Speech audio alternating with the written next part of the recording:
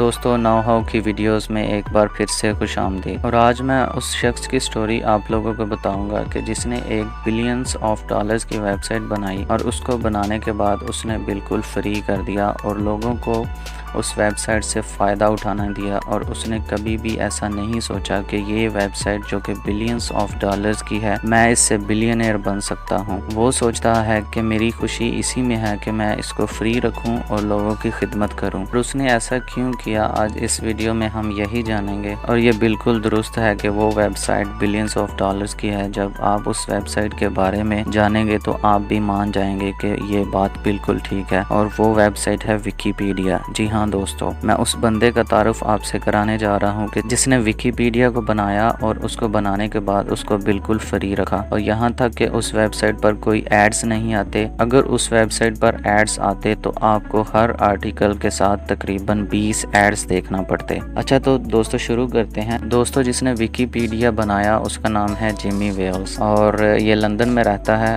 और जब ये बच्चा था, ये खुद बताता है एक इंटरव्यू में, जब ये बच्चा था तो उसकी जो मॉम थी उसको इंसाइक्लोपीडिया बुक्स ला कर देती थी। हमेशा से ही ऐसे होता था कि वो कोई भी बुक या कितनी भी बड़ी बुक पढ़ता था तो उसमें कोई ना कोई इन्फॉर्मेशन जो थी वो मिसिंग होती थी। उसकी वजह यह है कि हर साल किताबों की नई से नई इन्फॉर्मेशन आती है और उसको अपडेट करना बहुत ही मुश्किल होता है। हर साल बुक्स को अपडेट करना बहुत ही टफ होता है। और फिर ऐसा होता है कि 20 साल बाद इंटरनेट की इजाद होती है। तो जब इंटरनेट की इजाद हुई और जिमी को एक ख्याल आया कि क्यों ना सारी दुनिया का इल्म जो है वो एक ही जगह पर कंपाइल किया जाए। तो फिर उसने सोचा कि मैं इस आइडिया को इम्प्लीमेंट करूंगा और प्रैक्टिकली एक वेबसाइट बनाऊंगा जिस पर पूरी दुनिया का नॉलेज होगा। और फिर उसने उस वेबसाइट का नाम विकीपीडिया रखा। अब विकीपीडिया का मतलब ये है कि ये एक हवाइन लफ्ज़ है और इसका विकी का मतलब है क्विक कोलैबोरेशन और पीडिया का मतलब है इंसाइक्लोपीडिया। क्योंकि वो बचपन से ही इंसाइक्लोपीडिया बुक्स पढ़ने का शौक रखता था तो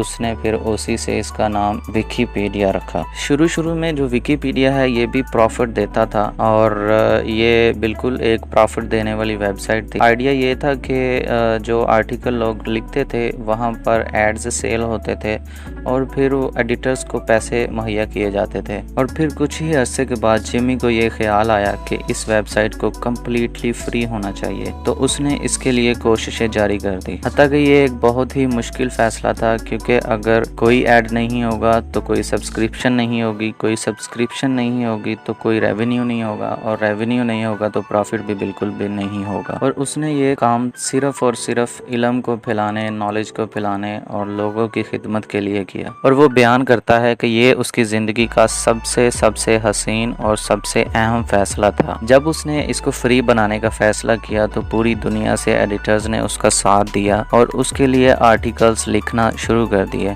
और वो आर्टिकल्स सिर्फ लिखते ही नहीं थे बल्कि उसको दोबारा से दोबारा रीचेक भी करते थे ताकि कोई गलती ना बचे। अब विकीपीडिया पर आर्टिकल्स की बात करें तो 50 मिलियंस, हाँ जी दोस्तों, 50 मिलियंस आर्टिकल्स हैं और वो भी 30 ज़बानों में बिल्कुल फ्री। जी हाँ दोस्तों, बिल्कुल फ्री। और अगर इसको दूसरी ज़बान में कहें तो 1 million of books in a website.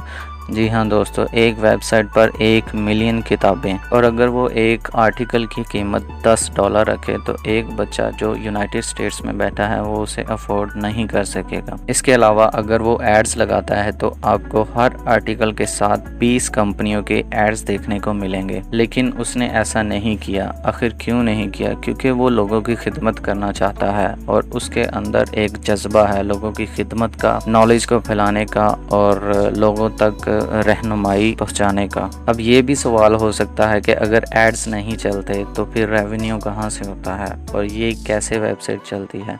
ये वेबसाइट डोनेशंस पर चलती है। जी हाँ दोस्तों, ये वेबसाइट डोनेशंस पर चलती और वो डोनेशंस भी इतने ज़्यादा नहीं होते, बिल्कुल छोटे मोटे डोनेशंस होते हैं। और उसका जिमी का कहना है कि तकरीबन 1% जो लोग हैं वो डोनेशंस देते हैं और वो भी काफ़ी होता है इस वेबसाइट को रन करने के लिए। और ये दुनिया की 6ठी बड़ी वेबसाइट है और इसका जो वर्थ है वो तकरीबन बिलियंस ऑफ डॉलर्स है। अगर वो चाहे तो वो एक दिन में बिलियनियर बन सकता है, लेकिन उसने ये सारी सारी चीज़ें छोड़ दी सिर्फ लोगों की भलाई के लिए। वो कहता है कि आपको पता है कि मैं लंदन में रहता हूँ और यहाँ पर जो बैंकर्स हैं वो मुझसे कई गुना ज़्यादा कमाते हैं और यहाँ तक कि मैंने सारी ज़िंदगी में उतना पैसा नहीं कमाया होगा जितना वो मंथली कमाते हैं। लेकिन वो कहता है कि उनकी ज़िंदगी बोरिंग है और मैं खुशी से ज़िंदगी गुजार रहा हूँ। मैं वो करता हूँ जो मैं चाहता हूँ और मैं दुनिया में लीडर्स के साथ मुलाकातें करता हूँ। मैं खुश रहता हूँ। और आज विकिपीडिया को दुनिया में बैठा हर बंदा इस्तेमाल करता है। हर बच्चा, चाहे वो मलेशिया में बैठा है या कोई आर्मी ऑफिसर जो कि अफ़गानिस्तान में बैठा है, हर बंदा विकिपीडिया को इस्तेमाल करता है। और विकिपीडिया ने दुनिया को चेंज किया है, दुनिया को तब्दील किया है।